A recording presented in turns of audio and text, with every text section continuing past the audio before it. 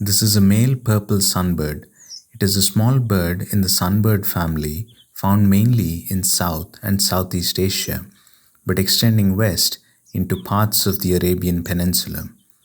This is a different species to the purple rumped sunbird that built a nest in my backyard. Like other sunbirds, they feed mainly on nectar, although they will also take insects, especially when feeding young. The male can appear all black in harsh sunlight, but the purple iridescence is visible on closer observation. The breeding male also has underparts of the same purplish black, but non-breeding males may show a central streak of black on yellow underparts. Less than 10 centimeters long and weighing 5 grams, they have a down-curved bill with brush-tipped tubular tongues that aid in nectar feeding.